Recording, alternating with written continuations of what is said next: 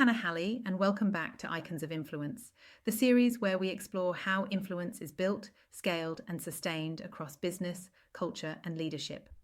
Today's episode is about a very modern form of power, not ownership of factories or platforms, but ownership of voice, a figure who has turned personal conviction into cultural leverage and controversy into currency. This is the story of Jameela Jamil. Her journey shows us how influence operates in the attention economy, how values-driven visibility can disrupt entire industries, and how speaking out consistently and loudly becomes both a strategy and a risk. Jameela Jamil's career didn't begin in Hollywood. She first emerged as a television presenter and radio host in the UK, working in music, youth culture, and entertainment media. This early phase matters because it trained her in communication, how to hold attention, frame conversations, and engage audiences in real time. Her move into acting came later and unexpectedly. With no traditional acting background, she landed the role of Hannah Jamil in The Good Place, a global hit that introduced her to international audiences. Tahani was a sharp satire of status, privilege, and performative goodness, and the role aligned perfectly with Jamil's emerging public voice. She became known not just as an actor, but as a commentator on the systems the show itself was critiquing. This marked a pivot point. Acting gave her scale, social media gave her reach, and activism gave her authority. Jameela Jamil's influence accelerated when she moved decisively into activism, particularly around body image, beauty standards, and diet culture. She founded the I Weigh movement as a direct challenge to how worth is measured, shifting focus away from appearance and towards values, achievements, and well-being. What began as an Instagram concept evolved into a global campaign, a community, and a recognizable brand. This is where Jamil's influence becomes strategically interesting. She didn't build a traditional product business. She built a values platform. Her currency isn't physical goods. It's credibility, alignment, and cultural relevance. Brands, media outlets, and institutions engage with her not for neutrality, but for stance. In the modern economy, this is a viable and powerful business model. Attention plus conviction equals leverage, but it's also fragile. Values-based influence depends on consistency. Deviations aren't seen as mistakes, they're seen as betrayals. Jameela Jamil understands social media intuitively. She uses it not just as a promotional tool, but as a battleground. Her posts are direct, confrontational, and often uncompromising. She names companies, challenges celebrities, and calls out systems she believes are harmful, from detox products to diet apps, right through to unrealistic beauty standards. This approach has consequences. It creates visibility, loyalty, and amplification, but also backlash. Jamil's influence thrives on engagement, and engagement in the attention economy is fueled by conflict as much as consensus. Strategically, she has chosen not to soften her message for mass appeal.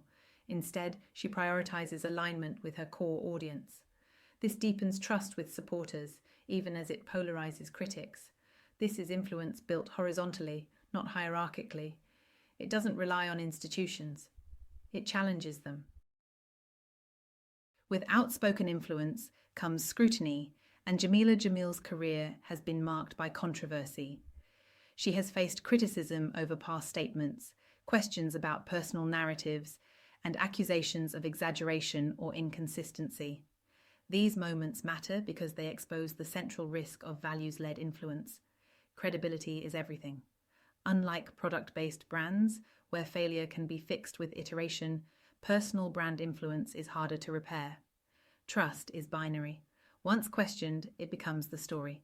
Jamil's response strategy has been defiance rather than retreat. She rarely apologizes in traditional terms. Instead, she reframes, doubles down, or shifts the conversation back to systems rather than self. This is a high-risk approach. It protects her authority with supporters, but limits her ability to expand influence into more neutral or institutional spaces. Jameela Jamil represents a broader shift in how leadership and influence are defined. She holds no formal authority. She doesn't lead a corporation or a government. Yet she shapes conversations, pressures brands, and changes public language around beauty, wellness, and mental health. Her leadership is permissionless. It exists because people listen, not because anyone appointed her. This is increasingly how influence works in the digital age. Power accrues to those who articulate values clearly, repeatedly, and publicly. But sustaining that power requires emotional resilience, strategic discipline, and a tolerance for backlash. Jamil's career shows that influence today is less about being liked and more about being believed.